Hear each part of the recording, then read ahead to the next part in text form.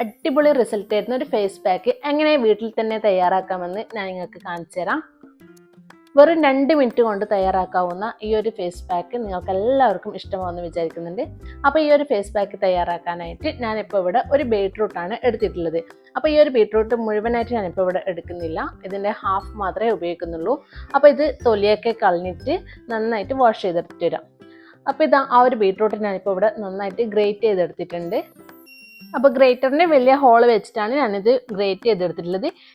ഇനി എന്താ ചെയ്യേണ്ടതെന്ന് വെച്ച് കഴിഞ്ഞാൽ ഈ ഒരു ഗ്രേറ്റ് ചെയ്തെടുത്തിട്ടുള്ള ഈ ഒരു ബീട്രൂട്ടിൻ്റെ നീര് നമുക്ക് മുഴുവനായിട്ടും ഇതുപോലെ പിഴിഞ്ഞെടുക്കണം.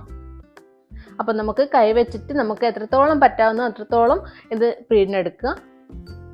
അപ്പോൾ ഇതിൻ്റെ ആ ഒരു നീര് വെച്ചിട്ടാണ് നമ്മൾ ഈ ഒരു ഫേസ് പാക്ക് തയ്യാറാക്കുന്നത്. ഇതിപ്പോൾ കുറച്ച് കൂടുതലുണ്ട്, ഇത്രയൊന്നും ആവശ്യമില്ല, അതിൻ്റെ കുറച്ച് ഞാൻ മാറ്റി വെച്ചിട്ടുണ്ട്. ഇനി നമുക്ക് ബാക്കി ഇൻഗ്രീഡിയൻസ് ചേർത്ത് കൊടുക്കാം. ഇനിയിപ്പോൾ ഇതിലേക്ക് ഞാൻ ഒരു 1.5 ടേബിൾ സ്പൂണ് തൈര് ചേർത്ത് കൊടുത്തിട്ടുണ്ട്. അപ്പോൾ എൻ്റെ കയ്യിൽ അധികം പുളിയില്ലാത്തൊരു തൈരാണുള്ളത്, പുളിയുള്ള തൈരായാലും കുഴപ്പമൊന്നുമില്ല. 1 ടീസ്പൂണ് തേന് ചേർത്ത് കൊടുക്കുന്നുണ്ട്. പിന്നെ ഇതിലേക്ക് അരിപ്പൊടിയാണ് ചേർത്ത് കൊടുക്കുന്നത്.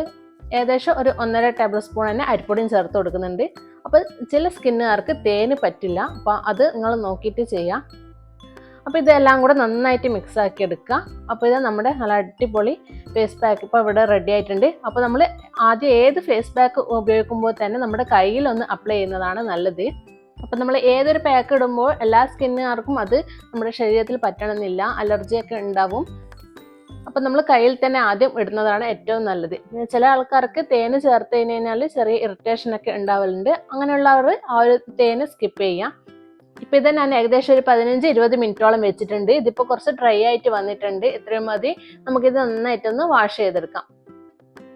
അപ്പോൾ ഇത് ഞാനിപ്പോൾ ഇവിടെ വാഷ് ചെയ്തെടുത്തിട്ടുണ്ട്. അപ്പോൾ ഇത് എനിക്കിപ്പോൾ ഇവിടെ നല്ല റിസൾട്ട് തന്നെ കിട്ടിയിട്ടുണ്ട്, കൈ നല്ല ഗ്ലോ ആയി വന്നിട്ടുണ്ട്. അതുപോലെ തന്നെ തേനൊക്കെ ചേർത്തത് കൊണ്ട് നല്ല സോഫ്റ്റ് ആയിട്ട് തന്നെ കിട്ടിയിട്ടുണ്ട്. അപ്പോൾ നിങ്ങൾ എന്തായാലും ഇതൊന്ന് പരീക്ഷിച്ച് നോക്കിക്കോളൂ, നല്ല റിസൾട്ട് കിട്ടും. പിന്നെ നല്ല വെളുത്ത് പാറുന്നൊന്നും ഞാൻ പറയുന്നൊന്നുമില്ല. നമ്മളിപ്പോൾ ഏത് ഫേസ് പാക്ക് ഇട്ട് കഴിഞ്ഞാലും മിനിമം 1 മാസമെങ്കിലും കണ്ടിന്യൂസ് ആയിട്ട് ഇടണം. ആഴ്ചയിൽ ഒരു 3 തവണയായിട്ട് 1 മാസമെങ്കിലും ഇട്ട് കഴിഞ്ഞാൽ നമുക്ക് നല്ല റിസൾട്ട് കിട്ടും. അല്ലാണ്ട് ഇന്ന് ഇട്ടിട്ട് നാളെ തന്നെ നമുക്ക് എന്തായാലും റിസൾട്ട് ഒരു ഫേസ് പാക്കിലും കിട്ടില്ല, നാച്ചുറലായിട്ട് ചെയ്യുന്ന ഒരു ഫേസ് പാക്കിലും കിട്ടില്ല.